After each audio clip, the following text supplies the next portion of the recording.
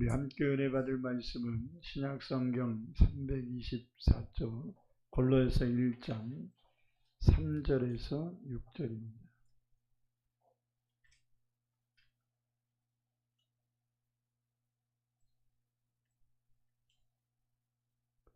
골로새서 1장 3절에서 6절입니다. 우리 다 같이 한 목소리를 합독해서 읽겠습니다. 우리가 너희를 위하여 기도할 때마다 하나님 곧 우리 주 예수 그리스도의 아버지께 감사하노라. 이는 그리스도 예수 안에 너희의 믿음과 모든 성도에 대한 사랑을 들었으며 너희를 위하여 하늘에 쌓아둔 소망으로 말미암음이니 곧 너희가 전에 복음 진리의 말씀을 들은 것이라. 이 복음이 이미 너희에게 이름에 너희가 듣고 참으로 하나님의 은혜를 깨달은 날부터 너희 중에서와 같이 또한 온 천하에서도 열매를 맺어 자라는도다. 아멘. 하나님께 특별 찬양 드리겠습니다.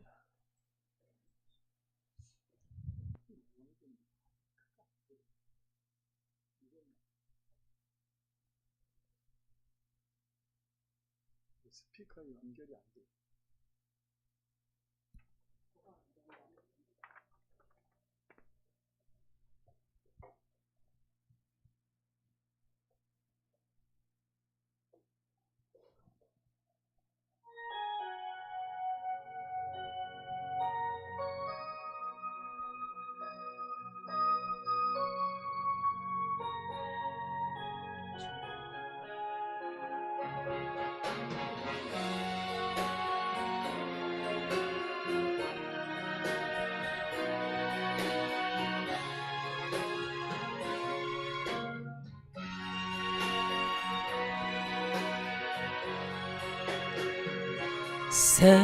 세상에서 방황할 때 나 주님을 몰랐네.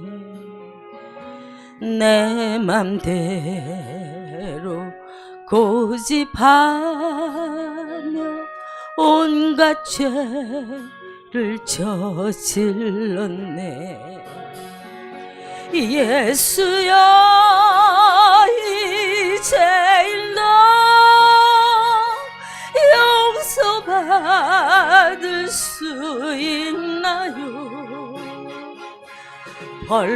벌레만도 못한 내가 용서받을 수 있나요? 많은 사람 찾아와서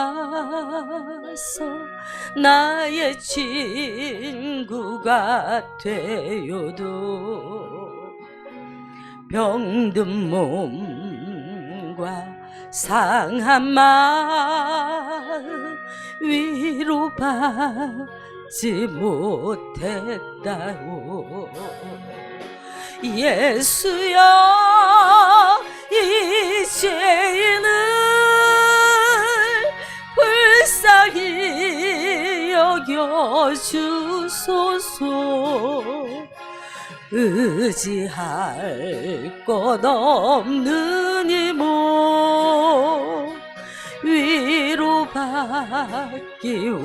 원합니다.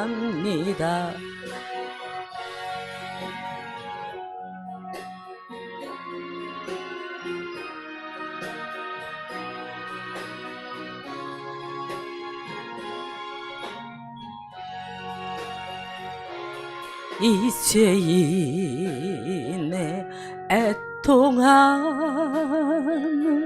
예수께서 들으셨네. 못자국난 사랑에서 나를 어루만지셨네. 내 주여 이 죄인이 다시 눈물 흘립니다. 오 내 주여 나 이제는 아무 걱정 없습니다. 내 모든 죄 무거운 짐 이제 모두 다 벗었네. 우리 주님 예수께서 나와 함께 계신다오. 내 주여 이제니 무한 감사드립니다.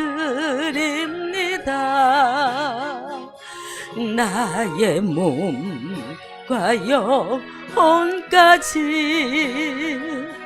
주를 위해 바칩니다. 나의 몸과 영혼까지 주를 위해 바칩니다.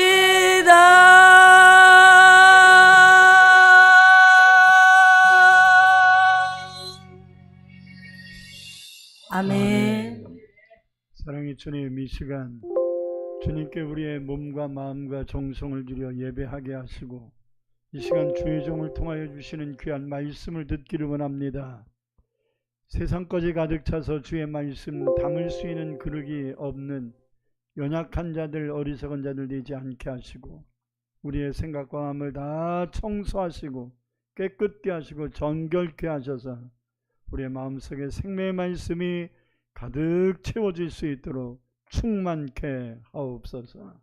예수님 이름으로 기도합니다. 아멘. 할렐루야.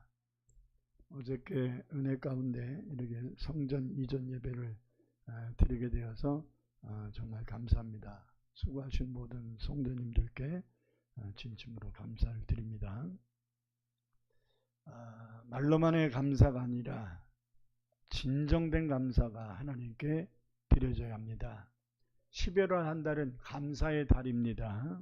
성경에는 감사하며 살아가는 사람들에 대한 말씀으로 가득 차 있습니다. 창세기 9장에는 홍수 심판으로 구원받은 노아가 제사 즉 예배를 드림으로써 감사를 하였다 이렇게 말합니다. 사무엘하 7장에서는 자신을 지금까지 지켜주시고 왕까지 되게 하신 하나님께 다윗이 감사 기도했다 이렇게 말합니다. 그래도 우리가 잘 아는 다니엘서 6장에서 보면 믿음을 지키다가 사자굴 속에 들어갈 위기 속에서도 다니엘은 감사하며 기도함으로써 전화위복의 은혜를 얻었음에 대하여 말씀합니다. 또한 사도행전 16장에 보면 바울과 실라가 억울하게 감옥에 갇히게 되었는데 원망불평하지 않고 감사하고 찬송함으로써 도리어 간수와 그 가족들이 구원되어 빌립보 교회를 세울 수 있는 은혜를 얻게 되었음을 말씀합니다. 그만큼 감사가 중요하다. 그래서 이 한 달은 우리의 입술에 원망불평 다 버리고 또 탓하고 뭐 핑계대는 이런 어리석은 말, 추한 말 다 버리고 우리의 입술에 감사만이 넘치기를 주의 이름으로 축원합니다. 수도꼭지를 뭐를 틀을 거냐? 수도꼭지가 두 개 있잖아요. 보면 요즘은 뭐 하나로 이거를 이렇게 틀지만 어느 방향으로 틀 거냐? 따뜻한 방향으로 틀려면 꼭지는 이렇게 하고 옛날에는 이제 찬물 꼭지, 뜨거운 물 꼭지가 다 딸랐는데 요즘은 막 같이 있어서 이렇게 방향만 바꾸면 되는데 그만큼 이제 쉬워진 거잖아요. 아멘. 옛날에는 감사할 거냐 원망할 거냐가 따로 놀아. 어? 선택해야 되잖아요. 감사할 거냐, 원망할 거냐. 선택을 하고 막 결단을 해야 돼요. 근데 여러분들 은혜 받았잖아요. 세상이 바뀌었어요. 이제 방향만 틀으면 돼요. 할렐루야. 그냥 원망할 거 특별히 결단하지 말고 그냥 감사로 그냥 하세요. 그냥 원망하지 말아야지 막 이러지 말고 그냥 그래도 감사하다. 이렇게 그냥 툴툴툴툴 털어버려야 돼. 아멘. 자식은 아프지, 돈은 없지, 막 시간은 그냥 쪼들리지, 막 그러면 막 원망이 생길 수밖에 없는데, 에이 그래도 사주육신 멀쩡하니 예배 드릴 수 있어서 감사하지 뭐 이래야 돼. 할렐루야. 아유, 당뇨가 어떻고 뭐 막 이렇게 고민이 돼도, 에이 그래도 예배 드리는 데는 지장 없네. 제가 갑자기 저혈당이 온 것 같은 느낌이 확 들었어요. 갑자기 막 86으로 떨어지더라고요. 근데 저혈당인가 봐. 그러니까 고혈당보다는 저혈당이 위험하다는데 막 그래가지고 막 걱정이 막 오는데 그게 문제가 아니잖아요. 이전 예배 드려야지. 그래서 그 걱정을 그냥 버렸습니다. 에이, 이 행사 앞두고 뭐 혈당 좀 떨어졌다고 뭐 일 있겠어? 어? 하나님께 예배 드려야지 하고서 하니까 또 오늘 아침에 다시 검사하니까 100으로 다시 안정됐습니다. 할렐루야. 그러니까 그냥 현상에 너무 급급하지 말고 그냥 감사함으로 사세요. 아멘.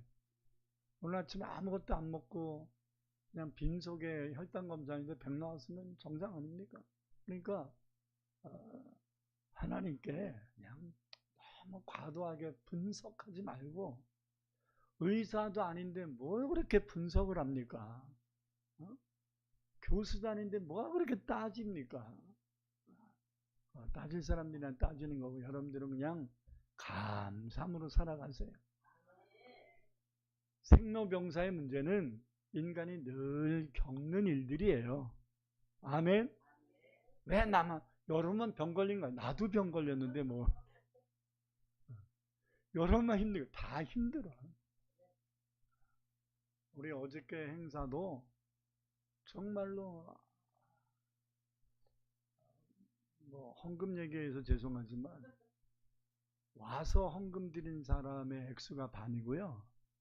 못 온다고 미안하다고 보낸 헌금이 반이에요. 그러니까 못 온다고 열받을 것도 없어.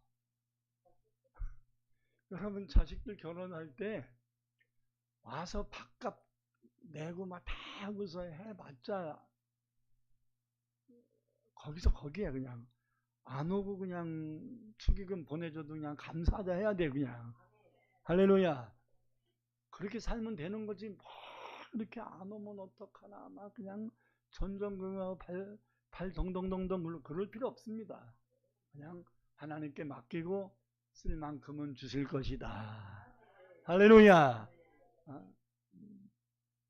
그러니까 핍박을 받아도 그냥 감사하고 환경이 어려워도 그냥 그래도 안 굶게 돼서 감사하네.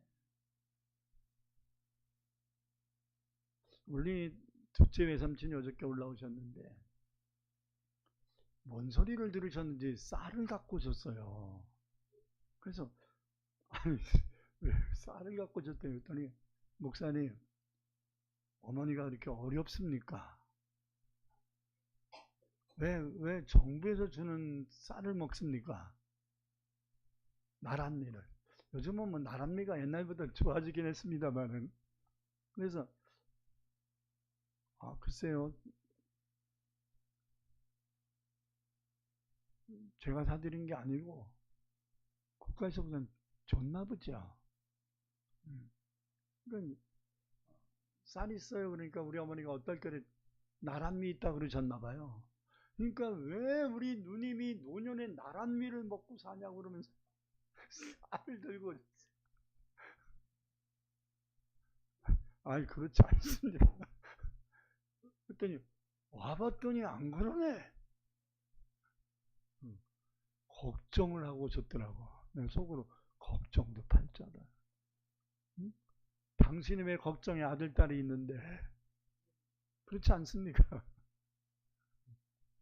어쨌든 뭐 오해를 했든 뭐를 했든 좋은 쌀 갖고 오셨잖아. 또 우리 어머니가 그렇게 뭐 나랏밀을 먹을 정도로 어렵지 않은 거 확인했으니까 됐고. 아멘. 그러니까 오해하는 것도 감사해야 됩니다. 왜? 겁나게 좋은 쌀을 갖고 오셨어요.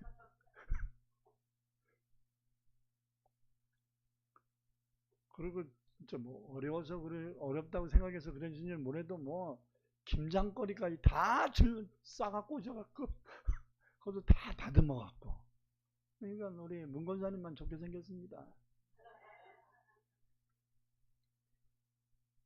그러니까 여러분 오해받았다고 억울하다고 하지 마세요. 오해받은 것도 다 합력하여 선을 이루는 겁니다. 아니 오해 풀리면 되는 거 아니에요? 왜 오해받았다고 뭐 궁친 걱정하고 원망할 거 뭐 있으면 왜 오해하냐고 그럴 거 없습니다. 오해받았어도 오해니까 풀리면 되잖아. 아멘. 오해받았다고 억울할 거 없어요. 풀리면 도리어 그 사람이 미안하죠. 오해한 사람이 미안할 거 아닙니까? 오해받은 사람이 열받을 거 없어요. 오해 풀리면 오해한 사람이 미안하게 돼 있는 겁니다. 그러므로 모든 인생의 키는 감사에 있음을 잊어서는 안 됩니다. 자신의 문제가 해결되어서 감사하고 또 기도가 응답돼서 감사하는 것은 대부분의 사람들이 흔히 할 수 있는 일이거든요. 자식이 잘 돼서 감사하는데 뭐 그죠? 아니 병 들었다 병 고쳐서 병이 치료돼서 감사한데 뭐 그거 누구든지 할 수 있지요. 못하는 사람이 바보지요. 근데 좀 더 믿음이 성숙한 사람은 당장 무엇이 좀 이루어지지 않을지라도 하나님을 바라보고 믿음으로 감사하고 믿음으로 기도함으로써 하나님의 능력을 체험하기도 합니다. 빌립보서 4장 6절 7절에 보면 염려가 생겼을 때 하나님은 우리에게 이렇게 권면합니다. 너희는 아무것도 염려하지 말고 너희 구할 것을 감사함으로 뭐 하라고요? 감사함으로 하나님께 아뢰라. 염려가 생겼는데 뭐 하라고요? 감사함으로 하나님께 아뢰라. 그러면 지각에 뛰어난 지각이라는 건 모든 것을 다 깨닫고 알고 있다라는 얘기거든요. 지각에 뛰어나신 하나님의 평강이 너의 마음과 생각을 지켜주시리라. 염려할 수밖에 없는 그 시간 속에서도 어떻게 기도하라고요? 감사하며 기도하면 이 염려 근심에 시달릴 수밖에 없는 우리의 생각과 마음을 하나님이 지키시고 환경은 합력하여 선을 이루게 될 줄 믿습니다.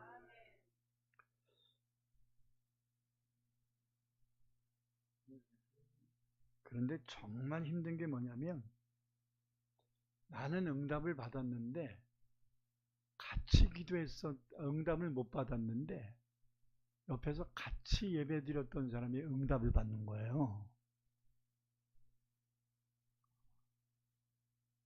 같이 노력했는데 나는 좀 더 힘들어진 것 같은데 옆에 사람이 더 잘 되고 있는 거예요. 이게 힘든 거예요. 아멘을 안 해도 그렇습니다. 이게 힘든 거예요.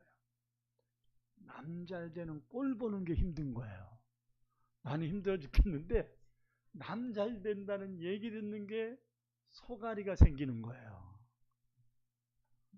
이거 견디기가 힘든 것이고 그럴 때도 아이고 잘 됐네요. 아유 축하합니다. 이렇게 축하해주고 함께 기뻐해 줄 수 있는 함께 울 수 있고 함께 기뻐할 수 있고 저 사람이 감사하고 내가 감사할 일이 없어도 함께 감사해 줄 수 있는 이런 너그러운 마음을 갖는 게 굉장히 힘듭니다. 저는 마음을 가진 성도가 저는 이런 마음을 가진 성도가 가장 최고의 성숙한 성도다 이렇게 생각이 듭니다. 목사가 되려면요, 목사가 기도하는 것은 막 지지분야하게 해결이 안 되고 있는데 성도들의 기도가 응답됐어요? 쉽게 얘기하면 내 자식의 기도는 응답이 안 되고 있는데 성도들 기도해 줬더니 성도의 자식의 문제가 해결이 됐어요? 그럼 제가 기분이 좋을까요? 기분 더럽게 나쁠까요? 왜요? 목사잖아. 어? 내 자식만 내 자식이 아니라 여러분 자식도 내 자식입니다. 할렐루야. 그렇기 때문에 제 자식이 좀 안 되는 부분이 있어도 여러분들이 잘 되면 저는 여러분 때문에 기뻐할 겁니다. 그리고 무슨 생각? 우리 성도님 아들 문제가 해결된 거 보니까 우리 아들 문제도 해결되겠네. 이렇게 믿으면 되는 거 아니겠어요? 할렐루야. 다른 사람 잘 됐을 때 일어나는 반응이 세 종류의 사람이 있는데요. 첫째는 남이 잘 됐을 때 이상하게 배 아픈 사람이 있어요. 오죽하면 사촌이 땅을 사면 배 아프다라는 말이 있겠습니까? 갑자기 시기가 생겨요. 질투가 생겨요. 괜히 미워요.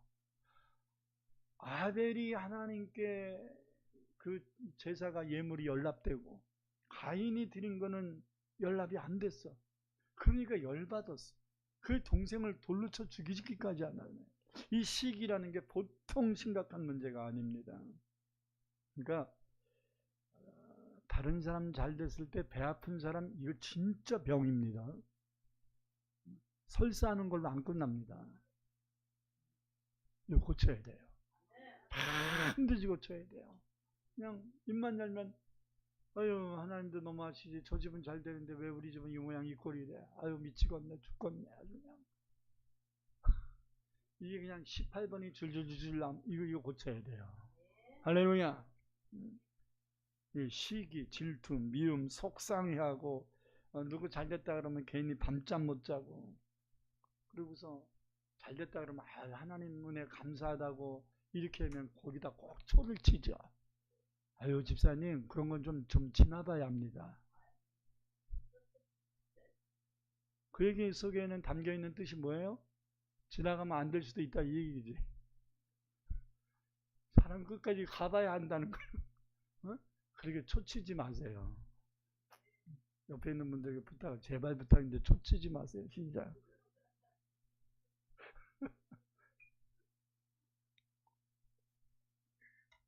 초치는 사람도 많습니다. 근데 더 큰 문제가 뭐냐면 초치고도 자기가 초친지를 모르는 거야. 응? 자기 마음에 막 시기가 생기고 분이 생기고, 그래서 저 사람 잘 됐다고 간증하는데 초쳐놓고도 그게 잘못인 건 모르고 다 당신 나중에 시험 들까봐 미리 얘기해 주는 거야. 참 잘났어. 그렇게 얘기 안 해도 됩니다. 너무 열심히 특심하지 마세요. 한국교회가 덕을 잃어버린 이유가 뭐냐면 이 초치는 것 때문에 그래요. 믿음도 있어. 기도도 잘해. 예배도 잘 드려. 근데 초를 쳐. 이 마음에 이 시기, 미움, 질투 이것을 버리지 않아서 그런 겁니다. 이 말씀 듣고 버릴 수 있기를 축원합니다. 대표적인 사람이 이스라엘의 첫 번째 왕이었던 사울입니다. 다윗이 골리앗을 죽였어요. 그러면 여러분 왕이에요. 사울이. 왕은 나라가 패망 직전이었는데 17세밖에 없는 다윗이 자기도 못 죽인 골리앗을 죽여서 나라를 건졌어. 그래서 막 사람들이 다윗이 훌륭하다고 막 칭찬해. 그러면 왕이 상을 줘야지 시기를 합니까? 아니 왕이잖아. 왕이 나라의 위기를 신하가 건졌어. 그러면 너 잘했다 하면 상을 줘야 왕이지. 사람들이 나보다 저 사람을 더 칭찬하네? 그건 왕이 아닌 거예요. 왕은 그러면 안 되잖아요. 나라를 건졌으면 누가 잘 되는 거야? 내가 그 문제 해결 못했다고, 다른 사람이 해결했다고 나라의 왕이 시기할 필요가 있습니까? 나라가 잘 됐는데. 이런 다윗과 같은 어리석은 딜레마에 빠지면, 사울과 같이 어리석은 딜레마에 빠지면 안 됩니다. 아멘? 왕이잖아. 쉽게 얘기하면 여러분의 자녀가 잘 됐을 때 시기하는 사람이 있나요? 없잖아요. 왜? 엄마잖아. 아빠잖아. 응? 아멘. 둘 다 교통사고 났는데 자식은 안 다치고 나만 다쳤어. 그러면 아이씨 왜 나만 다치냐고 막 속상해합니까? 아유 다행이다. 그래도 네가 안 다쳐서 다행이다. 이래야 엄마지. 그렇지 않습니까? 만약에 아이고 새끼는 안 다치고 나이든 내가 다쳤어. 아이고 하나님이 나 빨리 데려가려는가 보지 뭐. 그러면서 빈정돼 버린다면 그건 엄마 그만둬야 돼. 진짜 말대로 가야 돼. 아멘 하세요. 그런 심보 가지고 살려면 가야 된다니까. 주변 사람이 얼마나 힘들겠어요. 그런 심보 가지고 살면. 응? 자식 잘 되는 것도 시기를 할 정도면 엄마 그만둬야 돼. 아버지 그만둬야 된단 말입니다. 응? 아멘. 권사가 돼가지고 성도들이 잘 되는 거 시기야. 권사 때려쳐 그냥. 권사님들 아멘. 네. 그래야 되지 않겠습니까?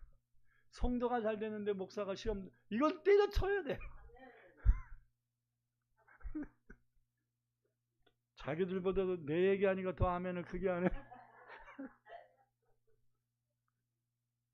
한마디로 속이 좁고 심보가 고약한 거지요. 창세기 26장 14절을 보니까 자기 동네에 살고 있는 이삭의 형통을 보고 블레셋 사람들이 시기해서 해코지를 합니다. 음물을 뺐습니다. 창세기 30장 1절을 보니까 라헬이 자기 언니는 자식을 낳는데 자기가 자식을 못 낳으니까 그걸 시기했다 이렇게 말하거든요. 다 같이 한번 읽어보십시다. 라헬이 자기가 야곱에게서 아들을 낳지 못함을 보고 그의 언니를 시기하여 야곱에게 이르되 내게 자식을 낳게 하라. 그렇지 아니하면 내가 죽겠노라. 하여튼 성질이 지랄 같아. 2절을 한 더 보십시다. 그 말을 듣는 남편 야곱이 뭐라 그랬습니까? 시작. 야곱이 라헬에게 화를 내어 이르되 그대를 임신하지 못하게 하신 이는 하나님이시니 내가 하나님을 대신하게. 너 왜 나한테 그래? 이 얘기잖아요. 어? 내가 너한테 씨를 줘도 네가 못 낳는 건데 그건 하나님이 너에게 자식을 안 주는 거지. 왜 씨를 주려고 하는 나한테 탓하니? 씨에 문제가 없잖아요. 언니는 다 나니까. 그렇죠? 여러분 원망하는 사람은요, 남 잘 되는 거 배합하는 사람은요, 문제가 누구한테 있는 거예요? 자기한테 있는 거예요. 그러니까 남 잘 될 때 배앓이가 꼬이는 사람은 자기한테 문제가 있어서 안 되고 있는 거예요. 창세기 37장을 보면 아버지의 사랑을 독차지하고 있는 동생 요셉을 그의 형제들이 시기해서 애굽으로 가는 상인에게 은 20개를 받고 팔아버립니다. 마음에 시기가 생기면요, 남 잘 되는 거 그 꼴을 못 보는 사람은요 일을 엄청 벌립니다. 자, 야고보서 3장 14절 16절에 보면 이런 시기에 대하여 경고하는 말씀이 있습니다. 같이 읽습니다. 그러나 너희 마음속에 독한 시기와 다툼이 있으면 뭐하지 말아라. 꼭 자랑을 두고 얘기하는 것보다도 말하지 마. 입 다물어라 이 얘기예요. 입 다물어라. 여러분 시기가 있는 사람이 뭐를 많이 하는지 아세요? 자랑을 많이 해요. 무슨 말인지 아세요? 누가 잘 됐다 그러면 나는 이런데 이런 식으로 얘기한단 말이에요. 그러니까 그 자랑은 진짜 자랑이 아니야. 응? 거기에 뭐가 껴있냐면 거짓말이 껴있어. 뻥튀기를 한단 말이에요. 왜? 시기에서 하는 말이니까. 그러므로 네 마음속에 독한 시기가 생기면 뭐 하지 마라. 자, 입 다물어라. 왜? 그것 자체가, 말하는 것 자체가 죄라는 거예요. 그때 나오는 말은 좋은 말이 안 나온다는 거예요. 하나님 앞에 죄 짓는 말을 한다는 거예요.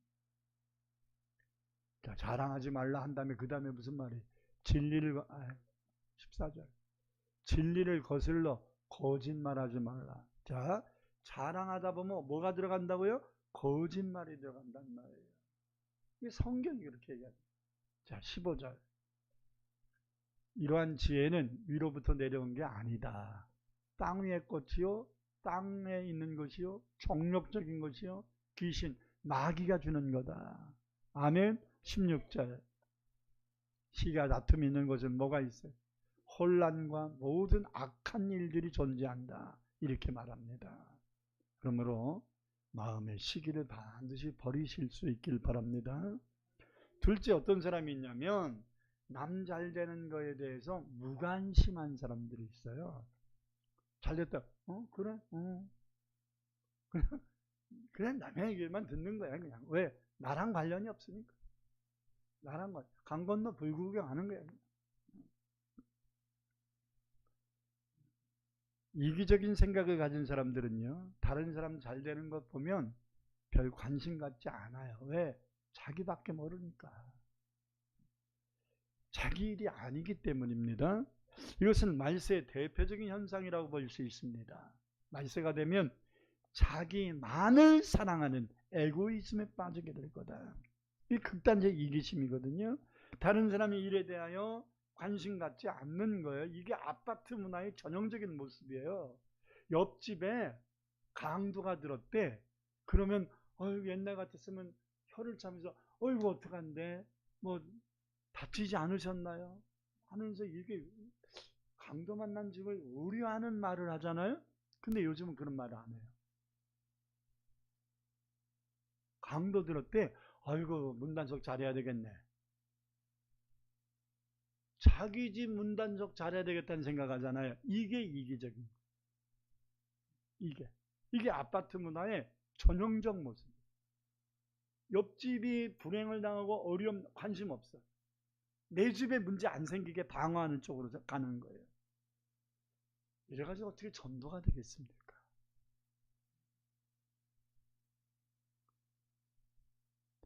특히 하나님이 하시는 일에 대하여 무관심해서는 안 됩니다. 여러분, 하나님이 하시는 일에 대하여 관심을 가지세요. 하나님이 나에게 일하지 않고 다른 사람에게 일해줬어도 그 흐름을 봐야 돼요. 하나님이 이렇게 하시는구나 하면서 관심 있게 주의 깊게 봐야 됩니다. 아멘. 무관심하면 하나님도 여러분에게 무관심하실 겁니다. 자, 욥기 33장 14절을 읽겠습니다. 하나님은 한 번 말씀하시고 다시 말씀하시되 사람은 뭐가 없다? 관심. 하나님이 우리에게 말씀하시고 또 말씀하시는데 관심을 갖죠. 하나님이 우리를 위해 일하고 계신데 관심 갖죠. 그래서 하나님이 우리를 위해 일하시는 것이 뭔지도 느끼지도 못하고 있어요. 무관심해서. 그저 나밖에. 네. 여러분 이사야서 5장 12절에도 비슷한 말씀이 있거든요. 그들이 연애에는 수금과 비파와 소고와 피리와 포도들을 갖추어서도 잔치를 베풀었다는 거죠. 근데 문제가 뭐예요? 여호와께서 행하시는 일에 관심을 두지 아니하며 그의 손으로 하신 일을 보지 아니하는다. 무관심. 성도들이 이거 회복해야 됩니다. 아멘. 하나님이 우리를 향하시는 그 모든 일들을 볼 수 있는 영안들이 열려야 돼. 관심을 가져야 합니다. 하나님이 오늘도 이렇게 하셨구나. 아멘. 여러분 무관심은 하나님 앞에서의 죄입니다. 누가복음 16장 25절에 음부에 떨어진 부자에게 아브라함은 이렇게 말하거든요. 아브라함이 이르되 여기선 부자예요. 음부에 떨어진 부자예요. 부자야 너는 살았을 때, 이 땅에 살고 있을 때 좋은 것을 받았고 나사로는 고난을 받았으니 이것을 기억해라. 이제 그는 여기서 위로를 받고 너는 괴로움을 받느니라. 저는 이 말씀이 처음에 이해가 안 갔습니다. 아니 그럼 세상에서 잘 먹고 잘 사는 사람은 지옥 간다는 얘기야? 그럼 세상에서 어렵게 산 사람들은 천국 가가지고 호의호식 한다는 얘기야? 이게 뭔 얘기야? 그래가지고 이게 뭔 소리지? 나사로가 주님을 하나님을 위하여 한 게 별로 없는데 거짓밖에 안 했는데.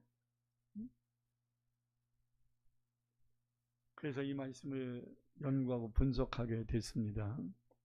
하나님 아브라함을 통하여 하신 하나님의 의도는 그것입니다.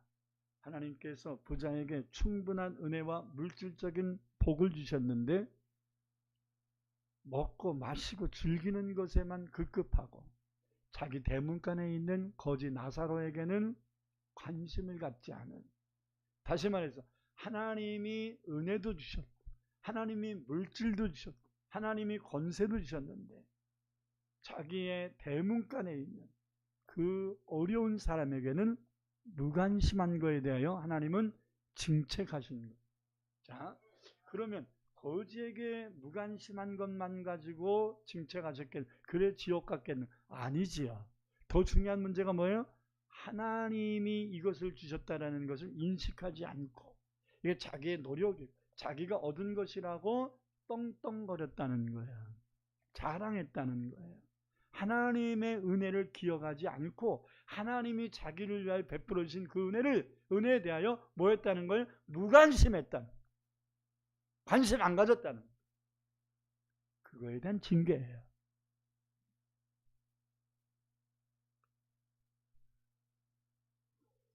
그러면 무관심도 하나님 앞에서는 큰 죄임을 기억해야 합니다.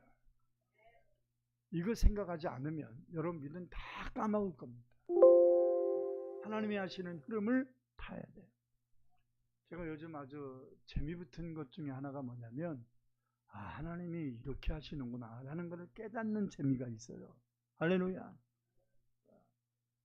어떤 일들을 이루는 데 있어서 항상 하나님이 초월을 하시더라고. 어저께 행사도 하나님이 나는 이 정도 수위로 이렇게 해주실 것 같다, 이런 느낌, 응답이 아니고 느낌. 그래도 하나님이 우리 교회를 이곳으로 이전하셨는데 하나님이 이렇게 해주실 거다, 그래야 내가 이렇게 하지, 하나님이 이렇게 해주실 것 같아.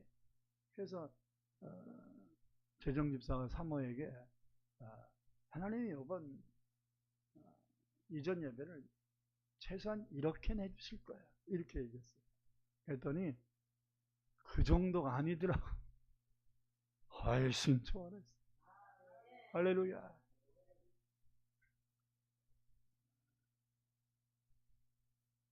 제가 옛날에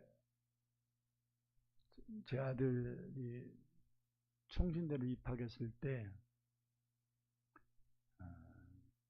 대학은 너희들이 알아서 가라.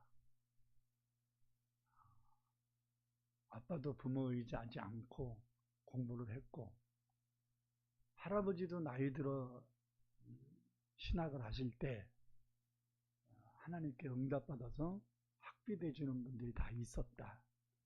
그러니까 너도 3대째 신학을 하여 목사가 될 사람이니 이제 공부를 열심히 해서 장학금을 받든지 아르바이트를 열심히 해서 학비를 벌든지, 이제 고등학교까지 졸업시켜줬으니까 대학은 네가 알아서 해라, 이렇게 얘기했어요. 그랬더니 알았대요. 기도를 하는지 내가 모르겠어. 봤어야 알지. 근데 여러분,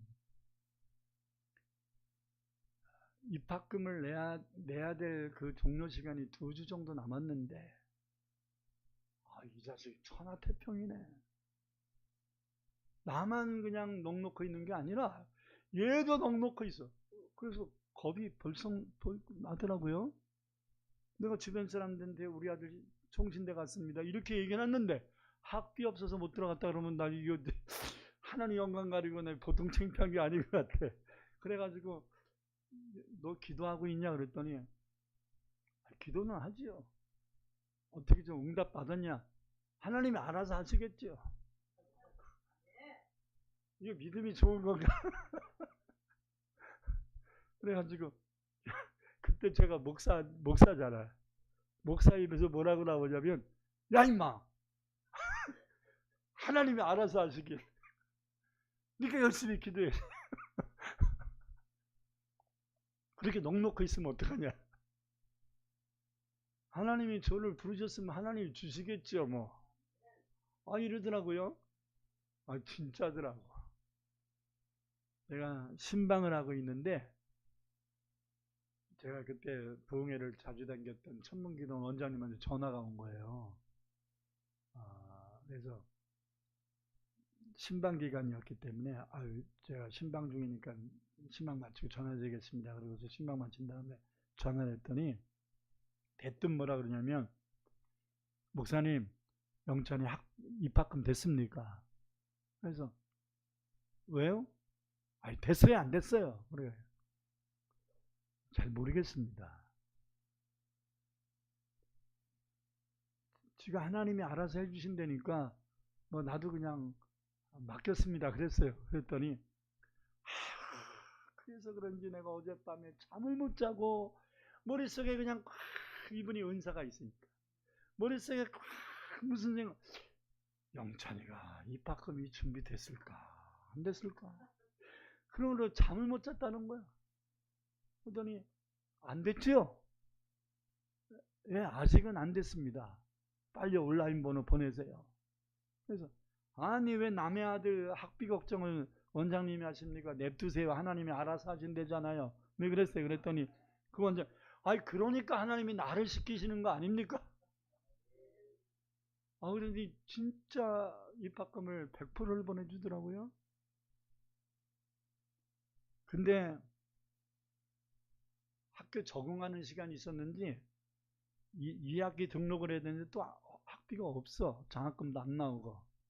그랬는데 또 야, 너 열심히 공부 좀 하지 그랬냐? 그랬더니 한다고 하는데 뭐 적응하는 시간인가 보죠. 그래요. 그래서 그래 뭐 네가 알아서 해라. 그러고서 내가 또 꽁지를 딱 뺐네. 그랬더니 지난번에도 주셨는데 뭐 하나님이 주시겠죠 뭐. 배짱 통통 튕겨요. 그래서 내가 또 목사가 뭐라 안 주시면 어떡할 건데? 그랬더니 뭐 안 주시면 공부하지 말라는 얘기인 줄 알고 그냥 그만두죠 뭐. 그러면 안 되지 놈아. 기도해야지. 그랬더니 하나님이 알아서 하시겠죠. 나를 목사 되게 하시려면 하나님이 알아서 하시겠죠. 그러더니 우리 고모죠. 우리 누나 박집사가 친구들하고 유럽 여행을 가려고 갯돈을 벌는데 근데 친구들이 뭐 시댁인가 어딘가 일들이 생겨가지고 셋이 가기로 했는데 두 사람이 다 캔슬이 됐네. 그러니까 저 믿음 좋은 박집사가 아니 나 유럽 여행 가려고 그랬는데 왜 이게 다 해서 나 혼자 갈 수도 없고 왜 이렇게 됐을까 하면서 기도하는데 에이 조카 학비나 대줘야 되겠다. 그러고서 학비를 대줬어요. 할렐루야. 그 다음부터는 공부 열심히 해서 이제 1년 해줬는데 그 다음부터는 이제 열심히 해야 될 거 아니겠어요? 그 다음부터는 대학원 졸업할 때까지 100% 장학금을 받고 공부를 하더라고요. 여러분 무관심해서는 안 됩니다. 아멘. 하나님이 하셔야 되고 어려움을 겪은 자들을 무관심해서는 안 됩니다. 기도해야 합니다. 하나님이 하시는 거죠. 하나님이 하시는 건데 하나님이 누구를 통해서 하시냐면 사람을 통해서 하신다는 거예요. 셋째로 남이 잘 되는 거에 대하여 축하하며 함께 기뻐해 주는 사람이 있어요. 아멘. 제가 이런 아까 같은 뭐 간증을 이제 뭐 간증이 굉장히 많으니까 이렇게 간증을 부흥회 가서 했더니 어떤 분이 눈물을 막 흘려요. 그래가지고 은혜를 엄청 받았나 보다. 내가 착각을 했네. 그래가지고 물어보고 싶어서 예배를 다 마친 다음에 가서 물었습니다. 아유, 성도님 오늘 부흥회를 처음 오신 것 같은데 오늘 은혜를 좀 받으셨습니까? 그랬더니 네? 그래서 은혜를 받으셨냐고. 아까 많이 우시던데. 그랬더니 아유, 목사님은 좋겠습니다. 어머니가 기도 많이 하시고 자식들이 목사님 말 잘 들어서. 저는 우리 부모님은 예수도 안 믿고 죽으시고 우리 새끼들은 내 말이라면 아주 길을 막고 있으니 속상해서 울었습니다.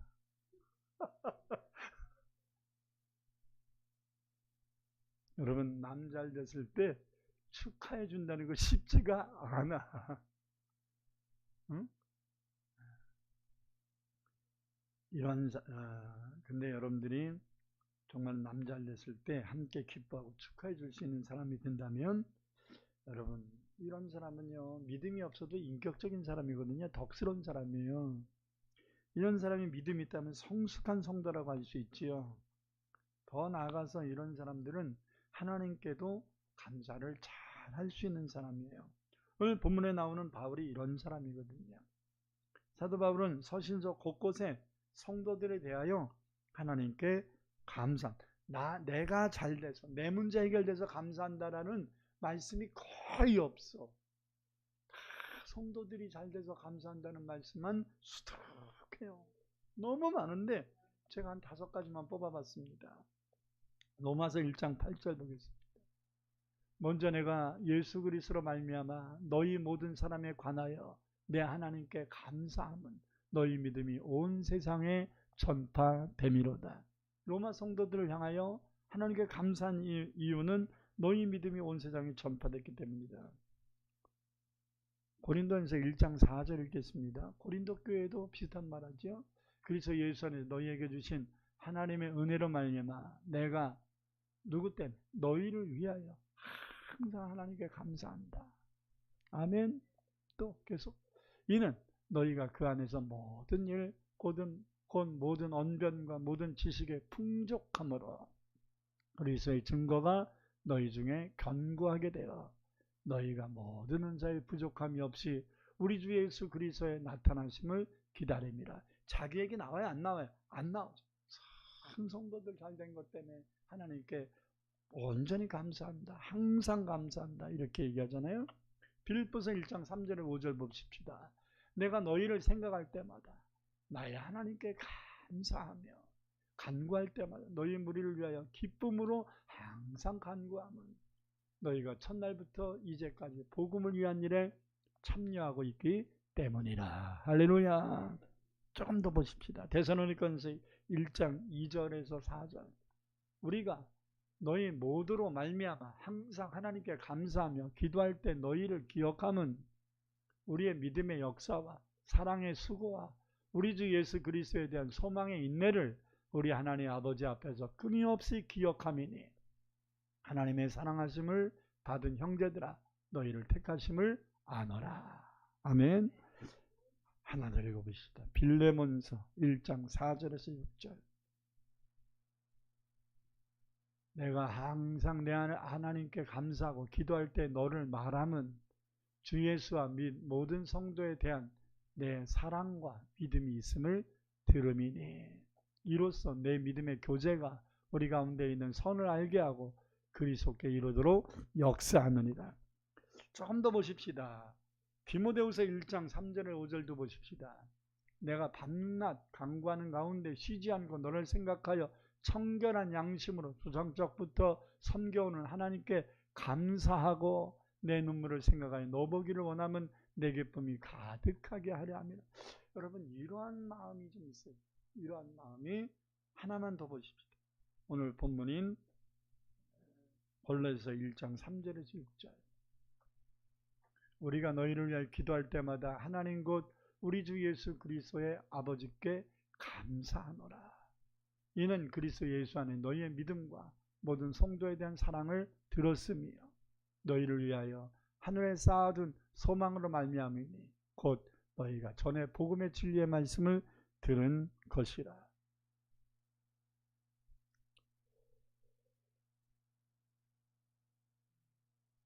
한 절 더 있는데, 이 복음이 미리 너희에게 이르매 너희가 듣고 참으로 하나님의 은혜를 깨달은 날부터 너희 중에서와 같이 또한 온 천하에서도 열매를 맺어 자라는 도다. 사도 바울이 자신이 전도하여 세워진 교회의 성도들을 생각하며 하나님께 감사했는데 그 이유는 세 가지거든요. 하나는 그들의 믿음이 크가고 있는 것 때문에 감사했다. 그리고 두 번째는 모든 성도에 대한 사랑을 주님께 받은 사랑을 그냥 받기만 하지 않고 이웃에게 나누는 모습을 보면서 감사했다. 그리고 세 번째는 이들이 핍박과 어려움 속에서도 진리를 버리지 않고 하늘의 소망을 갖고 있었기 때문에, 산 소망이 있었기 때문에 감사했다. 이렇게 얘기합니다.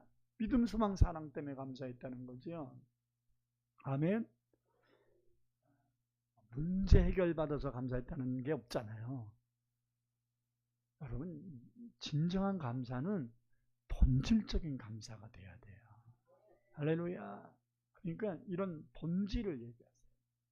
자식이 와서 어머니 힘듭니다, 기도해 주세요라고 하든지, 어머니 뭐 진짜 못 살겠어요 막 그러든지, 그러면 여러분들은 뭐라 그래? 그래도 감사하지 않냐, 너가 이게 건강한데 하면서 해야 돼. 응? 그냥 시달려서 미치겠어요. 아유 감사하지 않냐, 그래도 자식들이 그래도 별 문제 없지 않냐 하면서 계속. 제가 이렇게 살아오면서 어르신들이 그냥 힘들다고 하는 자녀들에게 긍정적으로 이렇게 그래도 감사하다, 나 사고 나서 죽을 뻔했어요, 그냥 차 폐차했어요 막 이래도 아유 그래도 감사하네, 안 다쳐서. 이 말이 쉽게 나올 것 같은데 잘 안 됩니다. 아멘. 네. 근데 이게 습관을 해야 돼요. 자꾸 습관을 해야 돼요. 아멘. 제가 지난번에 한번 얘기했죠. 축구선수 송정국이가 2002년 월드컵 때 자기는 골을 넣을 수 있는 기회가 거의 없는 사람이에요. 이게 공격수가 아니고 중간 수비수였기 때문에. 근데 3,000번을 연습했답니다. 하나님이 나에게 골을 넣을 수 있는 기회를 주셔서 골링을 한다면 내가 하나님께 기도하는 세레모니를 해야 되겠다 해가지고 그냥 모션으로 그냥 공으로 그냥 빈 골대에다가 공을 집어넣고 무릎을 그 자리에서 딱 꿇고 하나님 감사합니다. 이거를 3,000번을 연습했대잖아. 그러니까 그렇게 그 세레머니를 연습하니까 하나님이 송정국으로 알고 골을 넣게 만들어 주시잖아요. 여러분 믿음으로 막 감사하는 말을 해보세요. 그러면 감사할 일들을 하나님이 만들어 주실 겁니다. 할렐루야. 결론을 맺습니다. 사랑하는 성도 여러분, 바울은 전도를 하며 온갖 핍박과 고난을 받았습니다. 오늘 본 말씀을 기록한 것도 로마 감옥이에요. 그럼에도 골로새 성도들이 믿음으로 견고히 서고 성도들 간의 이웃 간의 사랑으로 수고하고 천국의 소망 가지고 신앙생활 잘한다는 소식을 들으니까 하나님께 감사하며 기도했다는 내용이거든요. 자기는 감옥에 갇혀 있는데 성도들이 믿음 크고 있다니까 감사했다는 내용이잖아요. 저는 신앙의 최고의 성숙함은 여기에 있다고 봅니다. 남 잘되는 것을 시기하거나 배합하지 않고 이기심으로 무관심하지 않고 기뻐해주고 감사하고 기도해 줄 수 있는 마음을 갖는 것, 이것이 여러분들이 추구해야 될 최고의 신앙관인 것입니다. 비록 나는 어렵더라도 내가 사랑하는 사람들이 잘 되어 형통하다면, 나에게 유익이 없어 보여도 하나님께 감사하면, 감사는요 통로예요. 저 사람이 하나님께 받은 은혜가 좋아서 내가 같이 더불어 감사하잖아요. 그러면 그 은혜가 나에게 옮겨진다고, 이어진단 말이에요. 할렐루야. 이 원리를 잘 깨달아야 돼요. 남 잘 됐을 때 시기하고 원망하고 불평하면 더 꼬여들어요. 근데 남 잘 됐을 때 같이 감사하고 기뻐해주면 그가 받은 은혜가 나에게로 이어져요. 할렐루야. 그래서 감사해야 된다 이 말이에요. 이러한 마음이 예수의 마음이고, 오늘 저와 여러분에게 이 마음이 있기를 축원합니다. 두 손을 가슴에 얹읍시다. 조그만 일만 생겨도 가슴이 덜컹하고, 조그만 문제가 생겨도 입술에 원망이 달고 살고 근심 걱정한다면 안 됩니다.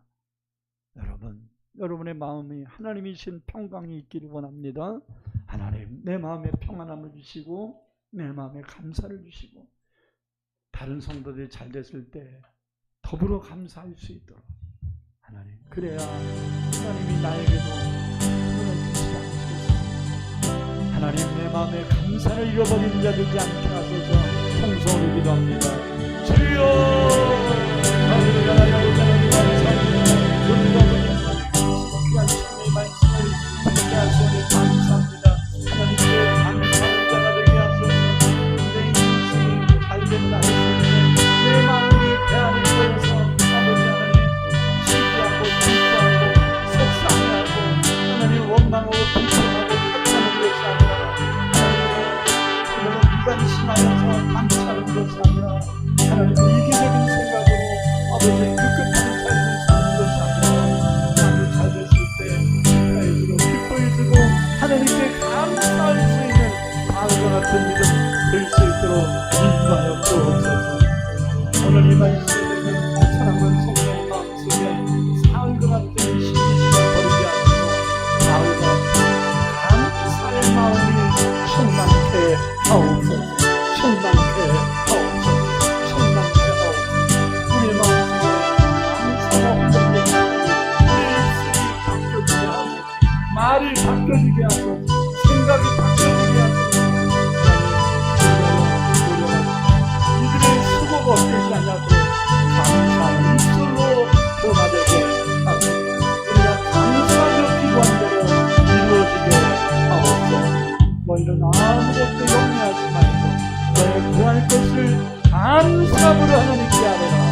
그러면 지각의 병을 지나는 평강 그리스도 예수 안에서 너희의 마음과 생각을 지켜주시리라. 다시 그 말씀이 우리 모든 성도들이 임하게 하옵소서.